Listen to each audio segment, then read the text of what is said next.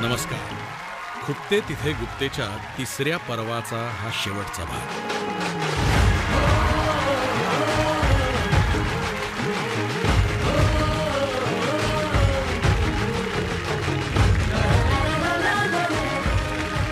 शानदार आणि धारदार रविवारची शान बनलेल्या पाहुण्यांनी इथे येऊन खुलास गप्पा मारल्या.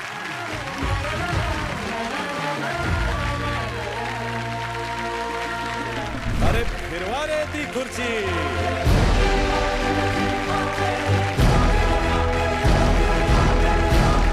या काटेरी खुर्चीत किती सहज बसता येतं हे पहिल्याच भागात राज ठाकरेंनी दाखवून दिलं. खरंच खूप आहे.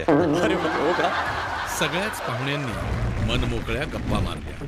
मला खासदार मी केला, झालाच नसता. तेव्हा खासदार झाला नसताना तर पुढे कधीच खासदार होत नाही. हे महाशय खोटं बोलतात. अच्छा.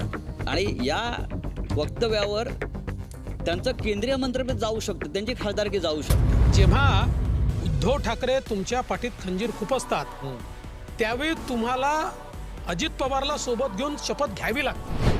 राजकारणात जिवंत राहावं लागतं, नाहीतर उद्धव ठाकरेच यशस्वी होतात, पाठीत खंजीरच यशस्वी होतो. महाराष्ट्राची राजकीय परंपरा ही खरं म्हणजे देशातल्या राजकारणापेक्षा वेगळी आहे. म्हणजे वैचारिक मतभेद असतील पण मनभेद नव्हते. थोडंसं आता जरा जास्त झाल्यासारखं वाटतं. एकापेक्षा एक भन्नाट फोन लावून कधी सुखद धक्का दिला तर कधी डोळ्यांच्या कडा ओलावल्या. हेलो पापा, आपने हमेशा सिखाया कुछ भी हो सकता है जिंदगी में, और मैं कर रही हूँ. लव यू पप्पा. जय हिंद, जय शिवराय. लोकशाहीच ना. नाही, आवाज थोडा खाली गेल्यासारखा जाणवला म्हणून विचार. माझ्या गर्लफ्रेंडला फोन लावला तर चालेल. अरे हेलो. हाँ अमिताभ जी, आप कैसे हो? जय महाराष्ट्र उद्धवजी, नारायण राणे बोलतो. असा कार्यक्रम मराठीत होऊ शकतो कारण मराठी माणूस अजूनही आपल्याबद्दलचं खुपणं ऐकून घ्यायला तयार असतो. आजचा धारदार रविवार ह्या पर्वाचा शेवटचा शानदार रविवार.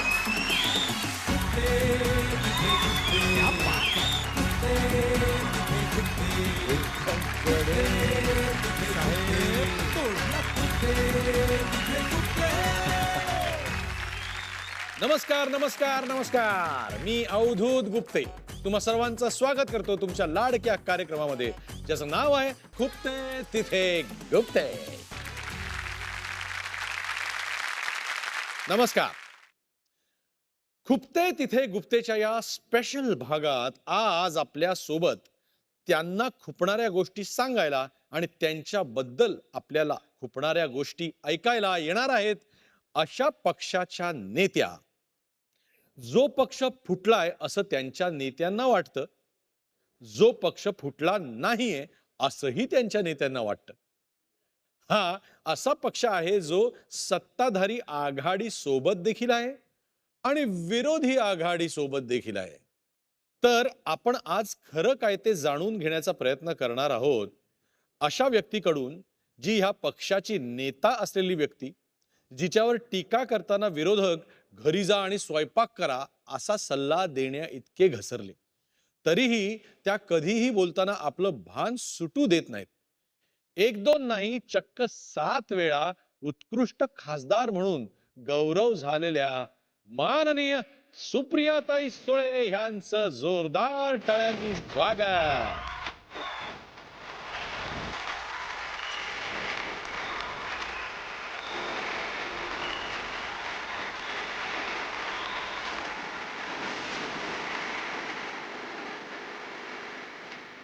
ताई, तुमचं गुप्तेच्या मंचावर खूप खूप स्वागत.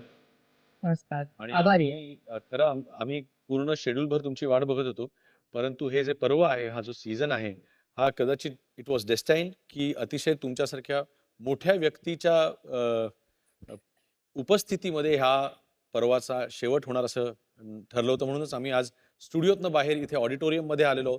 तुमच्या सगळ्या चाहत्यांच्या समोर तुमची आम्ही मुलाखत करणार आहोत. इथे आल्याबद्दल झी मराठीतर्फे तुमचे खूप खूप आभार. ताई, कार्यक्रम जो आहे हा खुपण्याचा आहे. तुम्हाला खुपणाऱ्या गोष्टी, तुमच्या लोकांना खुपणाऱ्या गोष्टी आम्हाला ऐकायच्या आहे. तुम्हाला या खुर्चीकडे बघून काय वाटतं? नाही, मला हे आवडलंय पण. हो ना? हे माझ्या मतदारसंघाची आठवण आहे, तो पेटी. अरे वा! तुम्ही तुमच्या मतदारसंघाची आठवण काढली तर तुम्हाला सांगतो, तुमच्या मतदारसंघातला एक माणूस इथे आहे. त्याचं नाव अवधूत गुप्ते. म्हणून त्यामुळे तुम्ही मतदाराशी देखील बोलत आहात. माझं घर भोरमध्ये आहे आणि जयतपाड पर्यंत माझी शेती आहे आणि मी जात असतो. तुम्हाला का वाटतं मी हा कार्यक्रम घेतला? मी तुम्हाला या काटेरी सिंहासनावर बसण्याची विनंती करतो.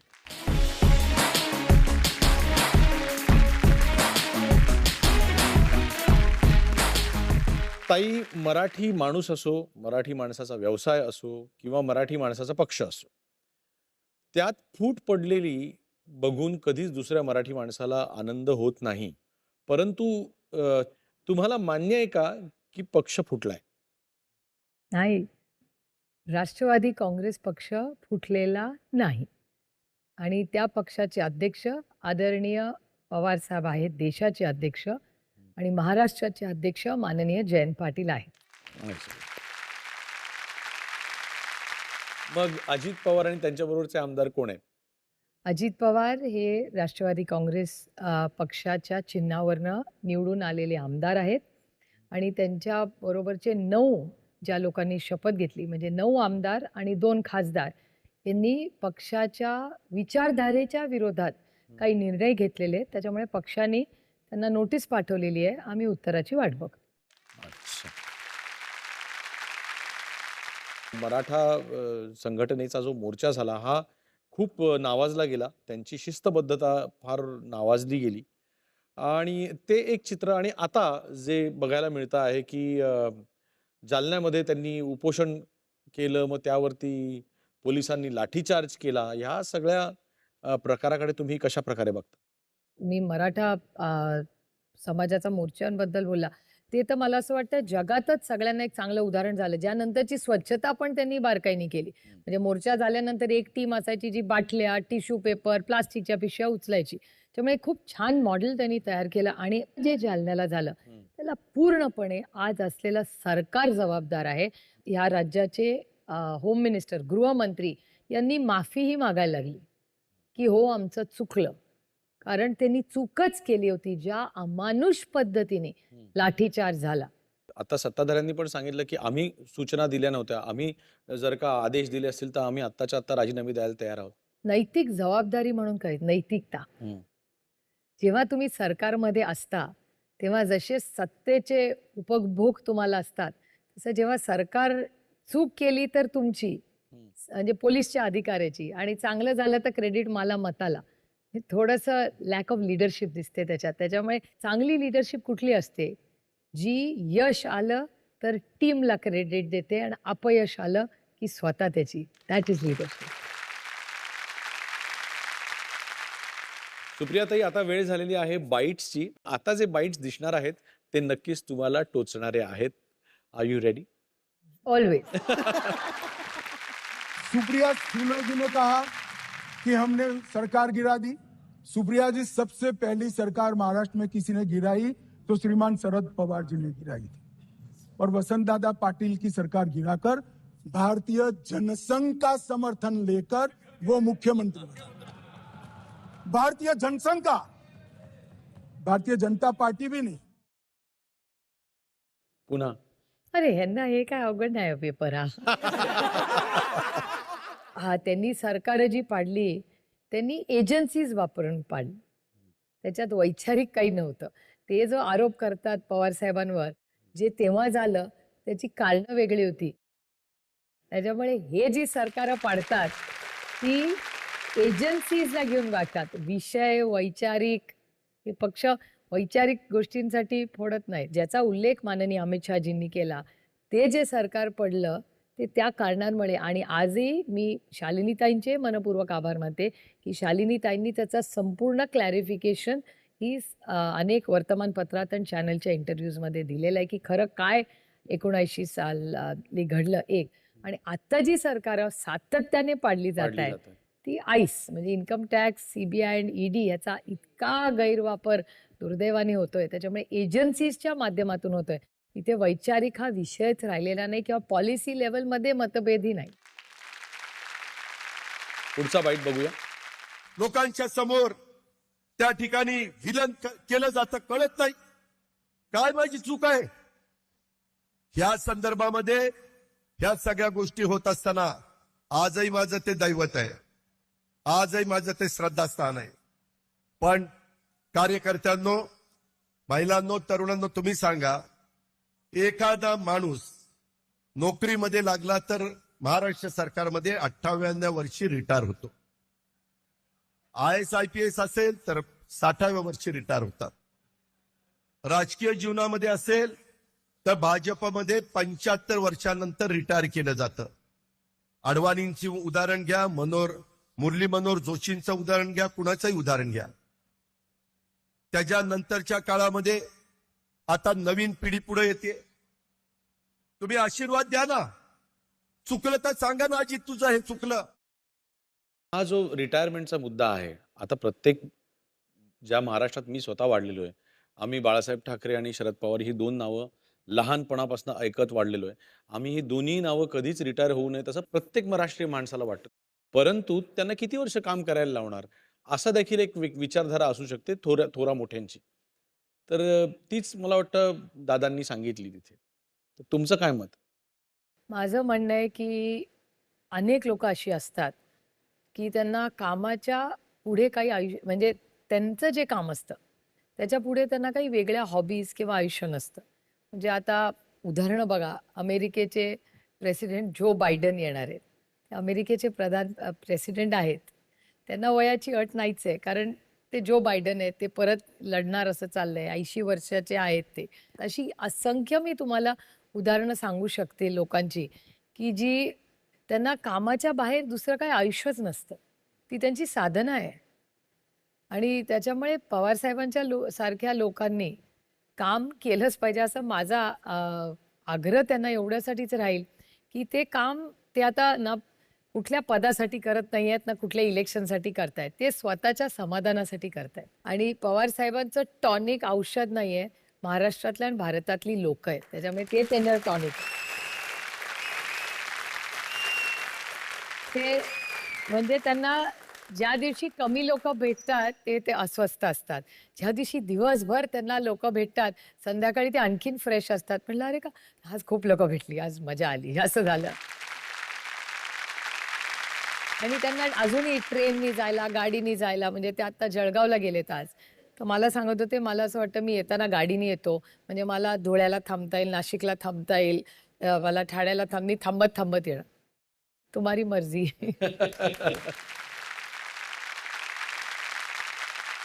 सकाळच्या शपथविधीच्या वेळेस जेव्हा अजित पवार फडणवीसांना जाऊन मिळाले, तेव्हा सुप्रिया सुळे यांनी व्हॉट्सॲपवर एक स्टेटस टाकलं होतं.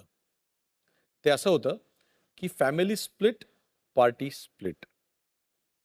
पहिल्या 5 ते 10 मिनिटातच त्यांनी हे स्टेटस टाकलं होतं, नंतर बदललं. तेव्हा काय फार घडलंही नव्हतं, म्हणजे ते गेले आणि माघारी परत सुद्धा लगेचच आले. पण आता मात्र एवढं मोठं बंड घडलंय, तरी सुद्धा सुप्रियाताईंचं व्हॉट्सॲप स्टेटस असा आहे की there is no split in the party. हे काय? कारण का 2-2.5 वर्षात काहीतरी मॅच्युरिटी आणि घट्टपणा माणसात आला. तेव्हा फक्त इमोशन्स होते. वा वा वा. आता इमोशन्स आणि जबाबदारी दोन्ही आहे. वा वा वा. आत्ताचं उत्तर दिल्यानंतर माझ्यातला नागरिक मला सांगतो की आमच्या महाराष्ट्राचं एक सक्षम, सुजाण आणि डेप्थ असलेलं महिला नेतृत्व इतकं छान घडताना आम्हाला दिसतंय आणि बघून खूप आनंद होतो. सगळ्यात आनंद होतोय की हा फीडबॅक एक मतदाराकडून येतोय. आणि आता पुढच्या राऊंडचं नाव आहे काटा काढणे. ह्या पर्वाचा विशेष राऊंड ठरलेला आहे. काटा काढणे आपण बऱ्याचदा वेगळ्या अर्थी वापरतो की मी एखाद्याचा काटा काढतोय, है ना?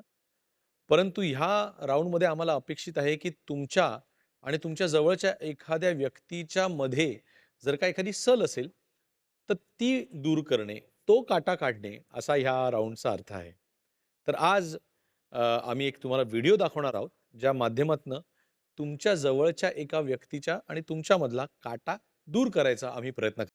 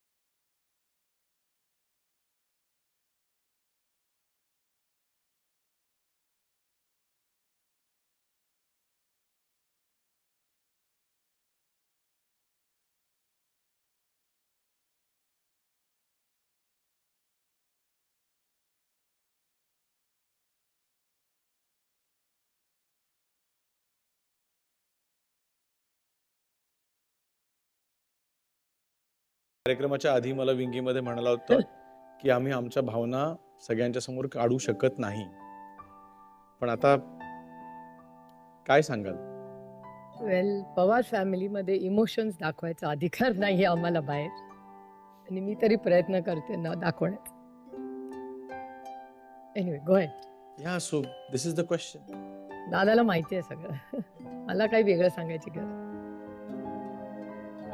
रूठ के हमसे कभी जब चले जाओगे तुम, रूठ के हमसे कभी जब चले जाओगे तुम, ये ना सोचा था कभी इतने याद आओगे तुम, रूठ के हमसे कहीं. आम्ही महाराष्ट्र म्हणून पुन्हा एकदा लवकरात लवकर मे बी खूप तरी थे गुप्तेच्या पुढच्या पर्वामध्ये दोघंही बहीण भाऊ बाजूबाजूला बसलेला आम्हाला बघायची इच्छा आहे. मी त्यावेळेला हे गाणं गाणार. आनंद होईल. आणि आता वेळ झालेली आहे ती मॅजिक बॉक्स राऊंडची. तर ताई, हा एक मॅजिक बॉक्स आहे आणि ह्या मॅजिक बॉक्समध्ये आहेत काही फोटोज. आता हे फोटोज जे आहेत ते मी इथे तुम्हाला दाखवणार आहे. एक एक फोटो तुम्हाला पण दाखवणार आहे आणि त्याबद्दल आवडणारी एक गोष्ट आणि खुपणारी एक गोष्ट तुम्हाला सांगायची. बघूया पहिला फोटो कोणाचा आहे.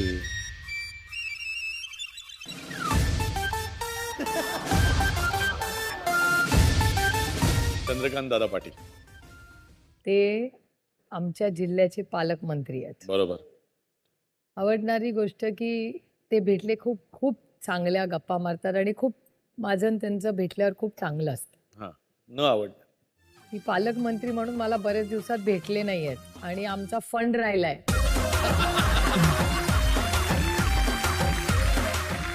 आणखीन एक प्रॉब्लेम आहे आणि त्यांनी पटकन माझ्या लोकसभा मतदारसंघात आणि जिल्ह्यात दुष्काळ जाहीर करा. माझी खरंच मी 5 दिवसाची विनंती आहे, दुष्काळ जाहीर करा. पुढची व्यक्ती आता राऊंड म्हणून तरी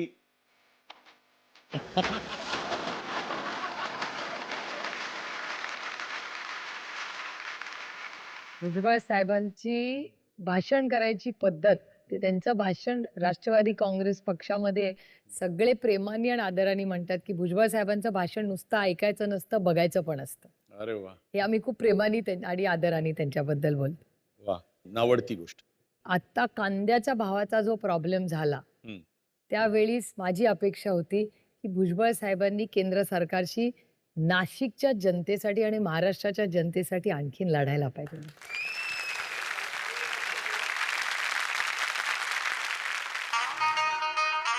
आणि अमित शहा साहेब. अमित शहाचा चांगला गुण म्हणजे ते जेव्हा मी पार्लमेंटच्या वेळी जेव्हा जेव्हा त्यांना मी वेळ मागते ते मला लगेच वेळ देतात. अच्छा. तो त्यांच्यातला चांगला गुण आहे जो आहेच. म्हणजे मी फार वेळा जात नाही, पण जेव्हा जेव्हा काम असतं तेव्हा मी जाते, तेव्हा लगेच ते वेळ देतात. वा, तो चांगला गुण. आणि आता खुपणारी गोष्ट. मला प्रचंड त्यांनी खोपणारी गोष्ट ज्या पद्धतीने मणिपूर त्यांच्या डिपार्टमेंटने हँडल केलंय ते मला खुपणारी गोष्ट आहे. वा, नाही तुम्ही खूप छान विषयाला हात घातलात. अजून 1-2 मिनिटं तुम्ही ह्याबद्दल बोलावं अशी माझी इच्छा आहे.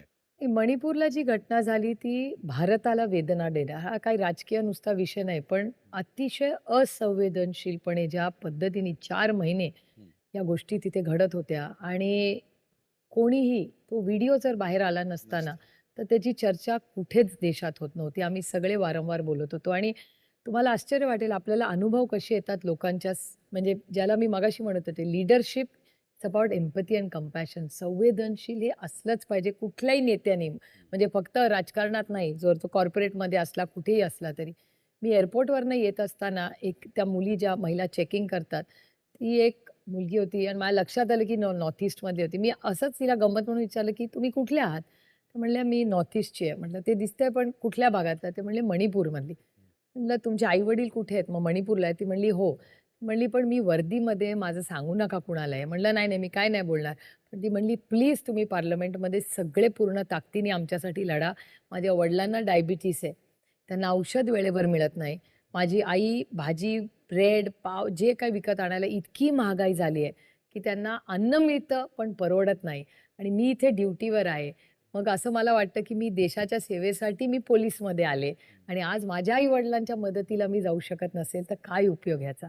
मला म्हणजे इतका वेदना आणि त्रास झाला ते ऐकल्यावर की किती आपल्यासाठी म्हणजे ती चेकिंग करणारी एक मुलगी होती पण तिच्या आयुष्यात फोन लागत नाही, वडिलांना डायबिटीज आहे, औषध वेळेवर पोचत नाही, अन्न महाग झालंय. एवढ्या वेदना असतानाही ती सिक्युरिटीचं काम जबाबदारीने ती मुलगी दिल्ली एअरपोर्टला करत होती. याचं मला इतकं कौतुक आणि अभिमान वाटला.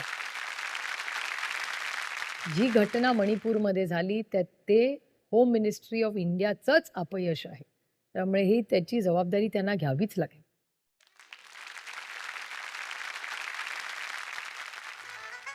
तसे फोटो पण कसे निघतात ना जणू काही त्यांना ऐकायला येत असल्यासारखं. हे बघा मी तुमच्या समोर काढतोय. मी काय सांगितलं, मी काय ठरवलं नव्हतं. मला पण माहित नव्हतं मॅजिक बॉक्स मधनं काय.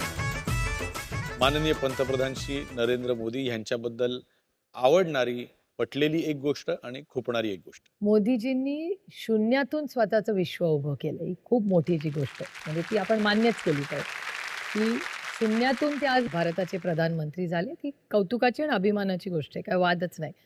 मला त्यांच्याबद्दल खटकणारी सगळ्यात मोठी गोष्ट म्हणजे आज भारतातली महागाई आणि बेरोजगारी. म्हणजे जे इलेक्शन लढले सिलेंडरच्या भावाच्या विरोधात 2014 साली, महागाईच्या विरोधात इलेक्शन लढले, बेरोजगारीच्या विरोधात इलेक्शन लढले, आज सगळ्याचा उच्चांक त्यांच्या सरकारमध्ये झाला आणि त्याच्याबद्दल ते बोलत नाहीत, हे मला न पटणारी गोष्ट.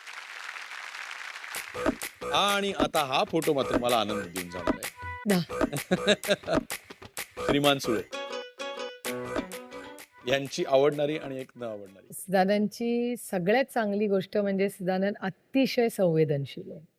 इज व्हेरी व्हेरी सेन्सिटिव्ह एक. आणि न आवडणारी गोष्ट म्हणजे हट्टीपणा. हट्ट करतात कुठल्या गोष्टी. हट्ट असं नाही, इज व्हेरी स्टबर्न. म्हणजे एखादी गोष्ट सिद्धानंदला करायची असेल तर सिद्धानंद करतातच ती गोष्ट. अच्छा. आणि आमच्या लग्नाला आता जवळपास 32-33 वर्ष झाली आहे, त्याच्यामुळे आता कंप्लेंट फार राहिल्या नाही तो. वा वा वा. अजून या नात्याबद्दल आम्हाला जाणून घ्यायला आवडणार आहे, पण सध्या पुरतं मॅजिक बॉक्स हा राऊंड संपलेला आहे आणि मॅजिक बॉक्स मधल्या सगळ्या प्रश्नांची उत्तरं किंवा आपण म्हणून या सगळ्या राऊंड मध्ये 100 पैकी 100 मार्क ताईंनी मिळवलेले आहेत. एक वडील म्हणून तुमच्याकडून पवार साहेब कसे आहेत हे लोकांना ऐकायला आवडेल. नॉर्मलच वडील आहेत. म्हणजे एक तर फार मार्गदर्शन करत नाहीत, ते खूप अच्छा. कमी बोलतात, बरं. खूपच कमी बोलतात. आणि ते जेव्हा आपल्याला एखादी गोष्ट सांगतात तेव्हा ती आपण नेहमी लक्षात ठेवली पाहिजे अशीच असते. ते उगाच वायफळ बोलत नाहीत कधीच, म्हणजे घरी पण नाही. आणि एक गोष्ट त्यांनी मला सातत्याने सांगितली जी मी माझ्या कामामध्ये कधीच विसरत नाही. ज्या दिवशी मी पहिल्यांदा लोकसभा निवडून गेले तेव्हा पार्लमेंटला गेट नंबर 1 आत जातो आपण आणि तिथे पायऱ्या आहेत. ते मला गाडीतून जाताना घरातून 6 जनपथून निघाले तेव्हा मला अजूनही ती गोष्ट आठवते. मला एक गोष्ट म्हणली होती की आज तू पहिल्यांदा गेट नंबर 1 लोकसभेचा MP म्हणून चालली आहेस. म्हटलं हो, पण ही काय माझी पहिली वेळ नाहीये. तर ते म्हणले हो, पण तू पहिल्यांदा लोकसभेची खासदार म्हणून चालली आहेस. एक लक्षात ठेव आयुष्यभर की ही जी गेट नंबर 1च्या ज्या ह्या पायऱ्या आहेत ना, त्या तुला चढण्यासाठी ही जी संधी मिळाली आहे ती फक्त आणि फक्त बारामती लोकसभा मतदारसंघाच्या मतदारांमुळे मिळाली आहे. त्याच्यामुळे तुला ही जर पायरी चढायची असेल तर जितक्या वेळा तू ही पायरी चढशील तितक्या वेळाच लक्षात ठेव ही पायरी चढायची संधी त्या बारामती लोकसभा मतदारसंघातल्या प्रत्येक मतदारामध्ये मिळेल. जोपर्यंत त्या मतदाराला लक्षात ठेवशील दरवेळेस चढताना तोपर्यंत चढता येईल. ज्या दिवशी त्या मतदाराला विसरशील ती पायरी चढता येणार नाही. वा, त्याच्यामुळे ती गोष्ट या गोष्टीला 14 वर्ष झाली की मी नेहमी स्वतःला सांगते हे चढायची. केव्हा आम्ही पार्लमेंटला उभे राहतो तेव्हा ओळख, माझं नाव माझी ओळख नसते, माझा मतदारसंघही माझी ओळख आहे. तो मतदारसंघाचा मान आहे, मी कोणीच नाही आहे तिथे. वा वा. आणि आता वेळ झालेली आहे ती रॅपिड फायर राऊंडची. ताई, आम्ही तुमच्यासाठी काय फार अवघड प्रश्न काढलेले नाही. पहिला प्रश्न आहे, उपमुख्यमंत्री म्हणून कोण जास्त प्रभावी आहे, अजित पवार का देवेंद्र फडणवीस? ऑब्वियस अजित पवार. अजित पवार. कुठल्या पुतण्याला उज्ज्वल राजकीय भविष्य आहे, रोहित पवार की पार्थ पवार? हा, त्याचा टफ वन. तर रोहित ऑलरेडी कामाला लागलेला आहे, त्याच्यामुळे आता तो ऑलरेडी आमदार झालेला आहे. आता पार्थचं अजून ठरलेलं नाही. बघूया. कुणाच्या मनात काय चाललंय ह्याचा लगेच अंदाज येतो, आईच्या की वडिलांच्या? नाहीदर. हो, असं काय सांगता येत नाही. ते काय ओव्हर एक्सप्रेसिव्ह दोघंही नाही आहेत. कोणत्या पुतण्याचं आपल्या काका विरोधातलं बंड योग्य होतं असं वाटतं, राज ठाकरे, अजित पवार की धनंजय मुंडे? प्रत्येकाची कारणं वेगळी असतील तर मी कसं सांगणार. सोडले 20 मार्क. सोडले 20 मार्क. भाजपमध्ये भावी पंतप्रधान कोण आहे असं वाटतं, देवेंद्र फडणवीस का नितीन गडकरी? नितीन गडकरी. व्हावा तर अर्थातच Nitinji, there is no question. आणि जर ह्या दोन्हीचा तिसरा ऑप्शन असेल तर इंडियाचा होणारच आहे.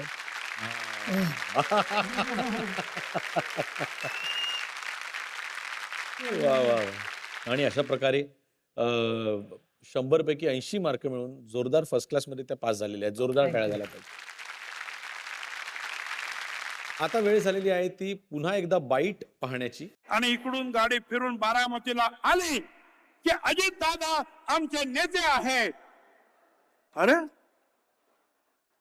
म्हणजे आम्ही सगळे आमच्या विरुद्ध सगळ्या मीटिंग झाल्या आणि बारामतीचा प्रश्न आला की अजित दादा आमचे नेते आहेत असं सुप्रियाताई म्हणणार, पवार साहेब म्हणणार.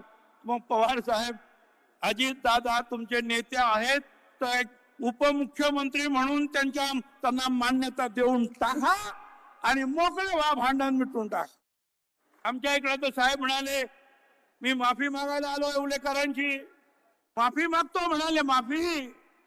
आणि मग मी म्हणालो अशी जर माफी मागायची असेल साहेब तर त्या गोंदियापासून तर कोल्हापूर पर्यंत सगळ्यांना किती तुम्ही माफी मागणार?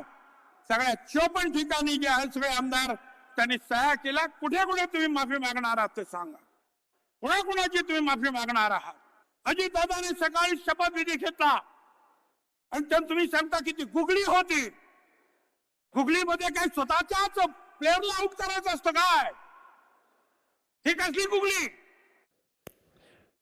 काय उत्तर द्याल? जी व्यक्ती 75 वयाहून जास्त आहे, म्हणजे माझ्या आई वडिलांच्या वयाची आहे, त्यांना काय मी उत्तर देणार आणि कसं देणार? माझ्यावर संस्कारच नाही, इच्छा असले तरी देऊ शकत नाही. पण हा आता आपण भुजबळ साहेबांना तुम्ही उत्तर देता आहात असं आपण नको पकडूया, पण त्यांनी जो मांडलेला मुद्दा आहे त्याबद्दल काय सांगाल? भुजबळ साहेबांना बाजूला जर ठेवलं तर मी उत्तर देईन जरूर त्यांचं. जरूर. म्हणजे दुसरं माझ्या वयाचं कोणी हे बोललं असतं. हा. त्याच्यामुळे हे आपण ऑन रेकॉर्ड ठेवूया की Of हे course. उत्तर हे नाही एडिट होणार. हे भुजबळ साहेबांसाठी नाहीये. तरच मी उत्तर हो, देणार हे भुजबळ साहेबांना नाहीये नाही म्हणून. हो म्हणजे बरोबर. त्यांच्या वयाचा आदर करूनच आपण त्यांना ह्याच्यातून बाजूला ठेवूया. हो हे जर उत्तर एकतर माझ्या वयाच्या व्यक्तीने मला सांगितलं असतं आणि हेच बॅकग्राऊंड असतं, देवेंद्रजींची आठवण करून दिली असती. हे देवेंद्रजी म्हणले तर मी नाही. हा. देवेंद्रजी असं म्हणले होते महाराष्ट्राच्या असेंब्लीमध्ये, सांभाळून बोला, तुम्ही बेलवर आहात. हे मी म्हणत नाहीये, देवेंद्रजी बोललेत. पहिला मुद्दा. दुसरा मुद्दा की अर्थातच ह्या त्यांच्या वेदना आहेत आणि अजितदादा महाराष्ट्राचे नेते आहेत, आपल्या सगळ्यांचेच नेते आहेत. त्याच्यात कुणाच्याच मनात तीळ मात्र शंका नाही. मी सुषमा स्वराजींनाही माझा नेता मानते, मी अरुण जेटलींनाही माझा नेता मानते, मी भारतीय जनता पक्षाच्या विचारसरणीत अजिबात माझा प्रेम, आदर, विश्वास नाही. पण सुषमाजींबद्दल आदर आहे का? आहे. अटलजींबद्दल आदर आहे का? तर आहे. अरुण जेटलींबद्दल आहे का? तर आहे. या सगळ्यांबद्दल मला आदर आहे. त्याच्यामुळे एखाद्या वैचारिक बैठकीतला माणूस आणि त्याला नेता, ह्या दोन वेगळ्या गोष्टी असं मी तरी समजतो. माझी भारतीय जनता पक्षाची लढाई नाही आहे, माझी त्यांच्याशी वैयक्तिक लढाई नाही आहे, माझी वैचारिक लढाई त्यांच्याशी. बरोबर. आणि त्याच्यामुळे ह्यांना जे वाटलं की मी असं म्हणाले की दादा फक्त माझे नाही, महाराष्ट्राचेच मोठे नेते आहेत, त्याच्यात गैर काय? ह्यांना आधी का आम्ही कधी म्हणलं नाशिकला जाऊन की तुम्ही नेते नाही, बीडला जाऊन हा नेता नाही, ते नाही. आम्ही वैयक्तिक ना नाशिकला कॉमेंट केली, ना बीडला केली, ना कोल्हापूरला केली. आम्ही वैयक्तिक आजपर्यंत आम्ही कोणीही, म्हणजे ना पवारसाहेबांनी ना मी, वैयक्तिक टीका आम्ही कधीच करत नाहीच कोणावर. आणि आमच्यावर खूप हल्ले होतात, त्या मानाने आम्ही 5% पण नाही होत. आणि उत्तर द्यायचंच ठरलं तर कोणालाही उत्तर देता येतं, त्याच्यात काही शौर्य नसतं. बरोबर. कधी कधी शांत राहण्यात आणि कमी बोलण्यात जास्ती ताकद असते. ताई, आता वेळ झालेली आहे ट्रोल राऊंडची. म्हणजे तुम्हाला किंवा आजकाल सोशल मीडियावरती ट्रोलिंग हे प्रत्येकच प्रसिद्ध व्यक्तिमत्वाला त्याला सामोरं जावं लागतंच. त्यातून राजकारणात तर फारच जावं लागतं. पण त्यातले काही निवडक ट्रोल्स आम्ही इथे तुमच्यासमोर आणून दाखवणार आहोत आणि तुम्ही त्यांना उत्तर द्यावं अशी अपेक्षा आहे. बघूया ट्रोल. राष्ट्रवादीने माणसं घडवली नाहीत, जी आधीच मातब्बर माणसं होती तीच गोळा केली आणि पक्ष बनवला. ज्यांनी कोणी लिहिलं असेल त्यांनी बरीच नावं राहून गेली, त्यातलं सगळ्यात महत्वाचं नाव म्हणजे सगळ्याच एक उत्तर आहे, कैलासवासी RR आबा. बाकी काही बोलायची गरजच नाही. पुढचा ट्रोल बघूया. राष्ट्रवादी सत्याशिवाय राहू शकतो पण सत्तेशिवाय राहू शकत नाही. लोकशाही आहे, प्रत्येकाला अधिकार आहे आणि मला हे लागूच होत नाही, कारण का मी 10 वर्ष सत्तेच्या विरोधातलीच खासदार आहे. त्याच्यामुळे मला हे लागू होत नाही. पण त्यांना जर वाटत असेल तर इट इज फीडबॅक. ते आपण जसं आपण लोकांबद्दल बोलतो किंवा एखाद्या धोरणाबद्दल बोललो, ऐकायची ही ताकद ही असली पाहिजे माणसात. वा वा. आणि आता खूप तिथे गुप्तेच्या हिरो राऊंडची वेळ झाली आहे, अर्थात फोन राऊंडची. हॅलो, नमस्कार चव्हाण साहेब, मी सुप्रिया बोलते. मी आपल्याला मनापासून नमस्कार करते. हो, आई बाबा बरे, तुम्ही कसे आहात? वेणुताई कशा आहेत? मी खरं तर तुम्हाला माफी मागायला फोन केला, कारण आम्ही जे राजकारण आणि समाजकारण करतो हे तुमच्या नावाने, तुमच्या आशीर्वादाने, तुमच्या विचाराने. आणि आज महाराष्ट्र प्रचंड अस्वस्थ आहे आणि तुम्ही महाराष्ट्राचा जो मंगल कलश आणला, तुमचे विचार नेण्याचा अतिशय प्रांजळ प्रयत्न आम्ही सगळेच करतोय. पण त्याच्यात आज महाराष्ट्र देशामध्ये अव्वल नंबर नाही आहे, याचं मला भयंकर दुःख होतं. आणि तुम्ही भटक्या विमुक्त समाजाचे प्रश्न असतील, महाराष्ट्राचा विकास असेल, महाराष्ट्रात आज स्त्रीभ्रूण हत्या असेल किंवा महागाई असेल, असे जे मूलभूत प्रश्नांवर तुम्ही त्या काळात जे लढला त्याच्यासाठी आम्हीही लढतोय. पण महाराष्ट्र आज देशात तुमच्या स्वप्नातला जो महाराष्ट्र आहे तो नाही आहे, तो प्रचंड अस्वस्थ आहे. आज मराठा आरक्षणाचा प्रश्न असेल, आज धनगर समाजाचे प्रश्न असतील, भटक्या विमुक्तांचे प्रश्न असतील, लिंगायत असेल, असे मुस्लिम समाज असेल, यांच्यात प्रचंड अस्वस्थता आहे. आणि तुमच्या पहिल्या भाषणात 1 मेला तुम्ही म्हणला होता की महाराष्ट्रात जो राहतो तो मराठी माणूस. त्याच्यातही अनेक वेळा मला काही संघटनेच्या माध्यमातून काही वेगळा विचार मांडलेला दिसतो. त्याच्यामुळे हुंडा असेल, असे वेगळे वेगळे सामाजिक प्रश्न, याच्यावर खरंच आपण मात करू शकलो का? तर नाही. आणि गेल्या 1-1.5 वर्षात जे राजकारण जे सुरू झालंय महाराष्ट्रात ते अतिशय दुर्दैवी आहे. म्हणजे तुम्ही असताना तुम्ही जे विरोधकाला अतिशय प्रेमाने विरोध तुम्ही नक्कीच केला, पण तुमची लढाई वैचारिक होती. त्याच्यात कुठली एजन्सी नव्हती, ना इन्कम टॅक्स होता, ना CBI होता, ना ED होत्या. पण त्या पद्धतीने राज्यात पक्ष उद्ध्वस्त केले जात आहेत, कुटुंब उद्ध्वस्त केले जात आहेत. आज सिनेमा थिएटरवर तुमच्यावरही टीका व्हायची, त्या व्यासपीठावर त्या नाटकांना तुम्ही जाऊन किती त्या नाटकांचं कौतुक करायचे. आज कुणाची हिंमत आहे की एखाद्या स्टेजवरनं राजकर्त्यांवर, आज जे असतील राज्यकर्ते, त्यांच्यावर टीका करायची. ते जे फ्रीडम तुम्ही दिलेलं त्या काळातल्या नेत्यांनी, ते कुठेतरी कमी होताना दिसते. आज सिनेमावर टीका होते. आज सिरियल मधले बिचारे लोक सामाजिक प्रश्न मांडताना घाबरतात, TV अँकर्स घाबरतात. त्यामुळे या देशामध्ये खरंच आज राजकारण कुठल्या दिशेने चाललंय. त्याच्यामुळे आता एक यशवंतराव चव्हाणाची गरज मला सातत्याने जाणवते या महाराष्ट्राला. आज खरंच तुमची भाषणं, तुमचे विचार, तुम्ही दिलेले संस्कार, आम्ही दरवर्षी सगळे कराडला जातो आणि तुमचा आशीर्वाद घेऊन दर वर्षाच्या कामाला स्फूर्ती मिळते. आणि तुम्ही जे वेणुताईंना लिहिलेली जी पत्र आहेत ती अप्रतिम आहेत. त्याच्यात असलेला संवेदनशीलपणा, एक परफेक्ट नेता कसा असावा, तर खरंच तुम्ही आहात आमच्यासाठी एक आदर्श.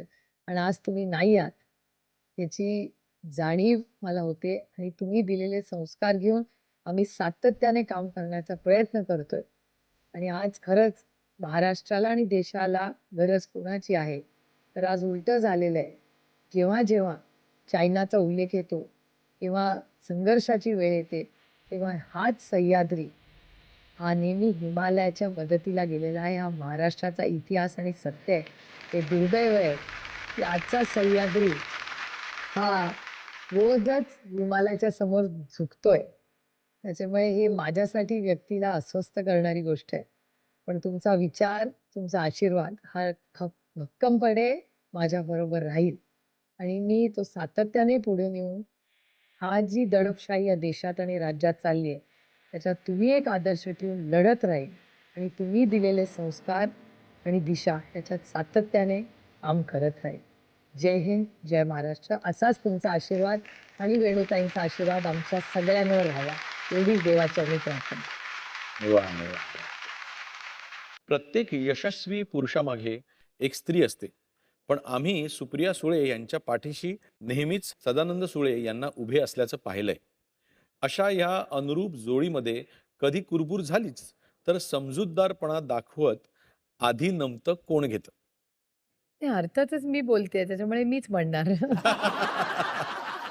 मी सदानंदला कसं म्हणीन ते घेतात. वा वा. सुप्रिया सुळे देशाचे प्रश्न संसदेत बेधडकपणे मांडतात. दुसरीकडे तितक्याच साधेपणाने सामान्य जनतेत देखील मिसळतात, वावरतात. तुमची अशी कोणती सवय किंवा शिकवण आहे जी तुम्हाला दिल से देसी बनवते? की मी जेव्हा न्यूयॉर्कला जाते, योगायोगाने युनायटेड नेशन्समध्ये मला भारताच्या वतीने 2दा पाठवण्यात आलं. तेव्हा एखादी जीन आणि टी-शर्ट घातले तर कोणी ओळखत नाही त्या न्यूयॉर्कच्या गर्दीमध्ये. पण जेव्हा आपण साडी नेसून न्यूयॉर्कच्या स्ट्रीट्सवर चालतो, कारण का युनायटेड नेशन्सला अर्थातच मी साडीच नेसून जाते, तेव्हा प्रत्येक अमेरिकेतला व्यक्ती थांबून म्हणतो इंडियन सिल्क साडी. त्याच्यामुळे मी साड्या एवढ्यासाठीच नेसते की एक भारतीय असण्याची ओळख आणि मला सार्थ अभिमान आहे. आणि विभिन्न भाषा, राहणीमानाची पद्धत, साडी नेसायची पद्धत, भाषेमध्ये एवढी विभिन्नता आहे, पण त्याच्यातच आपली एकता आहे. हीच भारतीय असण्याची, ह्याच्यातला तो गोडवा आहे. असं तुमच्या आयुष्यात तुम्हाला नक्की काय खुपलं म्हणून स्वतःला तुम्ही इतकं टफ बनवलेलं आहे? जेव्हा आपण एका आयुष्याच्या वेगळ्या वळणावर होतो तेव्हा जेव्हा वळून पाहतो की एक आदर्श म्हणून निर्मला शिंदे माझे आईची आई आणि शारदाबाई पवार माझ्या वडिलांची आई, ह्या दोन्ही अतिशय घट्ट सक्षम महिलांचा आदर्श आमच्या सगळ्यांच्या समोर आहे खरं. त्याच्यामुळे जर आम्ही तो आदर्श ठेवला नाही आणि त्याच्यातून काही शिकलो नाही तर मग या आयुष्याचा उपयोगच काय आमच्या. वा. तुमच्यासारख्या आतून हळुवार, संवेदनशील पण बाहेरून टफ अशा व्यक्तिमत्वाला कॉटन किंगचा सलाम. कॉटन किंग तर्फे तुमच्या कुटुंबियांसाठी एक गिफ्ट हॅम्पर. खरंच हा तुमचा एकवाटफ प्रवास आमच्यासाठी खूप प्रेरणा देणारा आहे. तुमचा पुढील प्रवास असाच आनंदी आणि आरोग्यमयी व्हावा ही इच्छा व्यक्त करत तुम्हाला आम्ही देत आहोत अमृत नोनी तर्फे एक गिफ्ट हॅम्पर.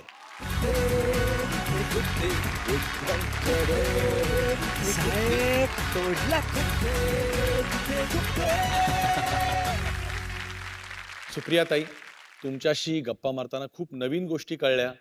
तुम्ही एक समंजस आणि प्रगल्भ नेतृत्व म्हणून समोर आले आहात.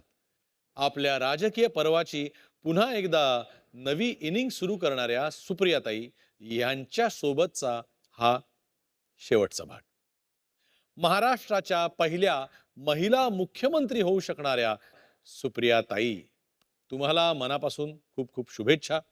ह्या कार्यक्रमाला भरभरून प्रतिसाद देणाऱ्या, टीका करणाऱ्या, कौतुक करणाऱ्या सगळ्याच रसिकांचे मनापासून आभार. पुन्हा भेटूया लवकरच खुपते तिथे गुप्तेच्या पुढच्या पर्वामध्ये.